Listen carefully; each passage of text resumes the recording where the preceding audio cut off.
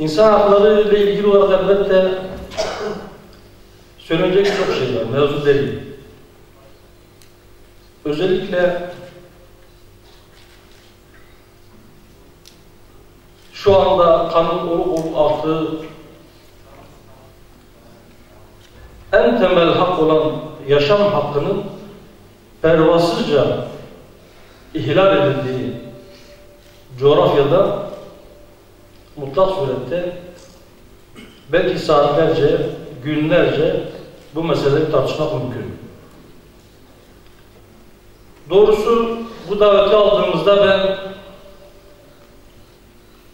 bu alanda çalışma yapan kurumlara bir yenisinin eklenmiş olmasına ben sevindim.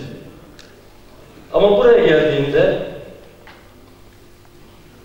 tanıtım broşürünü gördüğümde ve bu cemiyetin başkanı Mehmet Karadağ kardeşimi dinlediğimde benim sevincim arttı.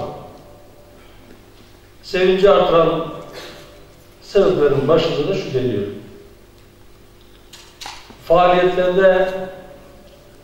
Faaliyetlerinde İslami hükümleri ve İslami hükümlerle çelişmeyen uluslararası normları ve hukuku esas alma maddesi beni ziyadesiyle sevindirdi. Neden? Az önce de temas edildi. Gerçekten Üstad Bediüzzaman Said Nursi'nin de tabiriyle adalet külahını zulüm başına geçirmiş, hıyanet libasını, hamiyet libasını hıyanet ucuz giymiş. Gerçekten kavramlar tepe taklak edilmiş, özgürlük adı altında, insan hakları adı altında insanlıktan çıkma teşvik ediliyor. İnsan hakları kavramı belki bugün zulmün ve sömürünün en kullanışlı araçlarından birisi haline dönüştürülmüş. Programın açılışında çok güzel kıraatiyle gerçekten kalplerimizi cilalayan hocamın okuduğu ayetlerde de dikkat çekildiği gibi aslında çok şiddetli uyarılardır bunlar. Hakkı ayakta tutan adil şahitler olmak ve sonunda da ittakullah innallaha habirun bima ta'malun. Allah her yaptığınızdan haberdardır. Yani sadece ne yaptığınızı şeklen görmek değildir. Aynı zamanda yaptığınızı niçin yaptığınızı da bilir. Hakkıyla haberdardır. Ve ondan nasıl çekinmeniz, nasıl sakınmanız gerekiyorsa öyle sakının.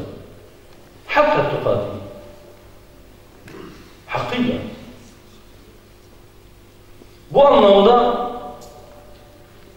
İslami ölçülerle insan haklarına sahip çıkmak, İslam'ın aslında bugün insanlığın içerisinde bulunduğu bu buhrandan, başına gelen bu zulümlerden kurtuluşunun reçetesi olduğu ve yegane çaresi olduğu, Müslümanın asla ve asla bu gibi kavramları araçsallaştırmayacağı, insana gerçekten insan olduğu için değer vereceği ve hakkı Allah için ayakta tutan adil şahitlerin Müslümanlar olacağını göstermek gibi ağır bir sorumluluğumuz var. Yükünüz ağırdır. Ve bu çok ciddi bir ihtiyaçtır. Gerçekten Müslümanlığı sadece şekli bir şey veya bazı ritüellerden ibaret olmadığını göstermek. Allah'ın insanlara adaleti emrettiğini hiçbir zaman akıldan çıkarmamak ve gerçekten mazlumun kimliğine bakmadan zulmü yapan her kimse o zulme karşı çıkmak, zalimi engellemek. Peygamber Aleyhisselatü Vesselam'ın bize emrettiği gibi zalim kardeşimize onun zulmüne engel olmak suretiyle yardımcı olmak gibi bir sorumluluğumuz var. Yani ne demek? Yani zulmü yapan bizim kardeşimiz de olsa onun elinden tutmak suretiyle, onun zulmüne engel olmak suretiyle, çünkü zulüm çok büyük bir cürümdür, ona da yardımcı olmak sorumluluğumuz olduğunu pratik olarak Müslim gayrimüslim herkese göstermek gibi bir sorumluluğumuz var. Ve bu alana adım atmakla bu büyük sorumluluğu da siz omuzlarınıza almış oldunuz. Rabbim yardımcınız olsun, güç kuvvet versin. Biz parti olarak biz her kuruma eşit mesafede değiliz. Evet, insan hakları cemiyeti olarak, insan hakları alanında insan hakları savunan bir kurum olarak bütün siyasi görüşlere eşit mesafede durmanız, mazlum kim olursa olsun kimine bakmaksızın elinden tutmanız sizin için bir gerekliliktir. Mutlaka böyle olması gerekir. Fakat biz insan haklarını araçsallaştıranlar ile gerçekten insan oldukları için o haklarını savunan kişiler arasında biz bir fark görürüz ve aramıza eşit bir mesafe koymayız.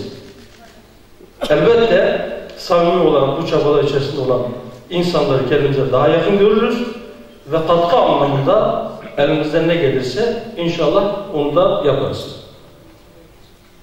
İnsan hakkı, insanlıktan çıkma hakkını da içinde barındırmaz. Bugün gerçekten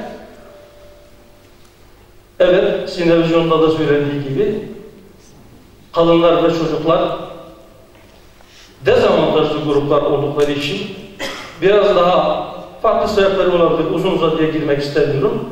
Biraz daha zayıf bırakıldıkları için veya zayıf oldukları için belki daha fazla eziliyorlar, fakat bunlar da araçsallaştırılarak çocuk hakları diyerek çocuğu aileden, kadın hakları diyerek kadını aileden koparma çalışmaları çok bilinçli, çok programlı bir şeydir. Bunun farkında olunması gereğinde burada kısaca bu şekilde sadece bir cümleyle ifade etmiş olmakla yetineyim. Ben tekrar bu değerli çalışmayı ortaya koyan bütün kardeşlerimi tebrik ediyorum. Çalışmalarında başarılar diliyorum ve Allah-u Teala'nın her yapmakta olduğunuzu gördüğünü ve hakkıyla haberdar olduğunu bilen kişiler olarak ihlasla sonuna kadar bu çalışmaları yürütme azminde ve kararlılığında olduğunu bildiğim bu kardeşlerimin bu çalışmalar inşallah hem toplumumuz için hem bütün mazlum coğrafya için hayırlar getireceğine inanarak ben bir kez daha teşekkür ediyorum. Hepinizi hürmetle, muhabbetle selamlıyorum. Selamun Aleyküm ve Rahmetullahi ve Berekatuhu.